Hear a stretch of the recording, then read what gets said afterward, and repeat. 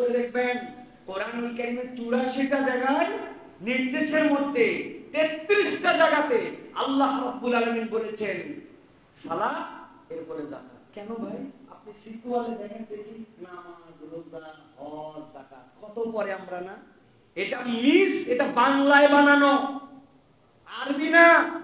নামাজ যাকাত, নামাজ যাকাত এটা আমাদের বানানো, নামাজ রোজা হজ যাকাত। জি না, নামাজ যাকাত নির্দেশনার দিক থেকে যদি কারো প্রতি ফরজ হয়ে যায়, যদি কারো প্রতি নিসাব বলা হয়ে যায়, এটার কথা আল্লাহ কেন বললেন? যেই সাম্যতা কাতারের মধ্যে তুমি বানাতে পেরেছো, ধনী গরিব, সাদা কালো, ছোট বড়, 10 তলা 20 তলা 1 তলা, তারা শ্রমিক মালিক, যেটা কাতারে আনছো ওটা যদি সমাজে প্রতিষ্ঠিত করতে চাও তাহলে যাকাত লাগবে।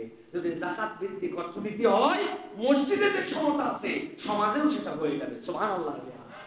কেউ না খাওয়া লোক থাকবে না, কেউ এরকম অন্ন বস্ত্র চিকিৎসাহীন থাকবে না, তার 10 তলা বাড়ি না থাকতে পারে কিন্তু মাথা গুজার একটা ঠাঁই থাকবে।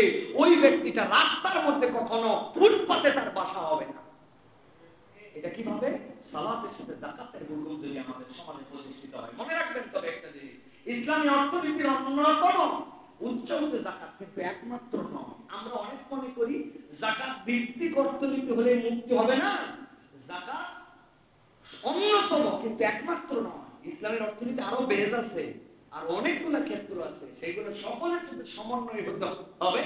তারপরে আল্লাহ রাব্বুল আলামিন আমাদের জন্য নিয়ামত দান করবেন। এটা তাসবিয়া, এটা হচ্ছে সমতা আল্লাহ রাব্বুল আলামিন আমাদেরকে দান করেছেন। প্রিয় ভাইরা, ইসলামে মানুষের যে মৌলিক 4টা অধিকার দেওয়া হয়েছে, সামাজিক অধিকার, অর্থনৈতিক অধিকার, রাজনৈতিক অধিকার, আদর্শিক বা ধর্মীয় অধিকার, এই 4টা অধিকারকে ইসলাম প্রতিষ্ঠিত করেছে। 1 নম্বরে সামাজিক, 2 নম্বরে অর্থনৈতিক, 3 নম্বর রাজনৈতিক, 4 নম্বর সামাজিক বা ধর্মীয় অধিকার। এই 4টা অধিকার প্রত্যেক পার্সনের জন্য ইসলাম সংরক্ষণ করেছে। এইখানে কেউ কোন ধর্মের ভিত্তিতে, অন্য কোন ভিত্তিতে এইখানে প্রায়োরিটি পাবে না। এই জায়গাতে প্রত্যেক ব্যক্তিকে আল্লাহ রাব্বুল আলামিন এই স্বাধীনতা দিয়েছেন। আল্লাহ রাব্বুল আলামিন তার জন্য ব্যবস্থাপনা দিয়েছেন। এটা ইসলামের সৌন্দর্য। প্রিয় ভাই, ইসলামের সবচেয়ে বড় সৌন্দর্য হচ্ছে মানুষকে মানবিক অধিকার দিয়ে দেওয়া হয়েছে। রাসূল সাল্লাল্লাহু আলাইহি ওয়াসাল্লাম কি বলেছেন? ফাইন্না দিমাআকুম ওয়া আমওয়ালাকুম আলাইকুম হারামুন কাহুরমাতি ইয়াউমিকুম হাযা ফি শাহরিকুম হাযা ইলা ইয়াউমি তালকাউনা রাব্বাকুম। সহিহ বুখারী হাদিসের মধ্যে রাসূলুল্লাহ সাল্লাল্লাহু আলাইহি ওয়াসাল্লাম থেকে এসেছে, নবী বলছেন তোমাদের জন্য তোমাদের রক্ত, তোমাদের জন্য তোমাদের সম্পদ, এটাকে সম্মানিত করে দেওয়া হলো, এটাকে অপরের জন্য ভোগদখল করাকে হারাম করে দেওয়া হলো। আজকের দিবস যেরকম সম্মানিত, তথা ওই সেই হজ্জুল বিদা নবী করিম সাল্লাল্লাহু আলাইহি ওয়াসাল্লামকে আরাফাতের ময়দানে আজকের দিবস যেরকম সম্মানিত, আজকের মাস যেরকম সম্মানিত, আল্লাহর সাথে তোমাদের সাক্ষাৎ হওয়া তথা কিয়ামত হওয়ার আগ পর্যন্ত অপর ভাইয়ের রক্ত, অপর ভাইয়ের সম্পদ তোমাদের জন্য অন্যায্যভাবে গ্রহণ করাকে হারাম করে দেওয়া হলো। আল্লাহু আকবার। কিভাবে আল্লাহ রাব্বুল আলামিন এই বিধান দিলেন? আমাদের সমাজে সমাজদার তৈরি হয় কিছুদিন পর পর, না ভাই? সমাজদার তৈরি হয়।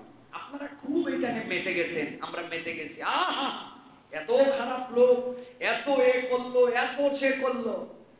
ভালো, সমাজের যারা খারাপ, সমাজের যারা কালপ্রিট, সমাজে যারা দুর্নীতি করে, আমরা চাই তাদেরকে ধরা হোক, তাদেরকে বিচার করা হোক।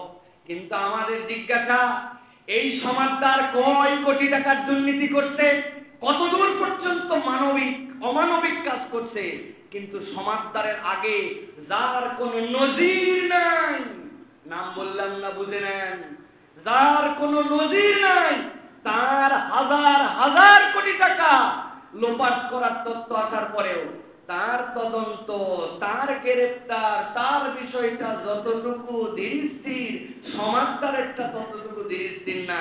তার মানে বোঝা যায় ইঞ্জিনের ড্রাইভার যিনি, উনি একটু খামখেয়ালি ড্রাইভিং করতেছেন।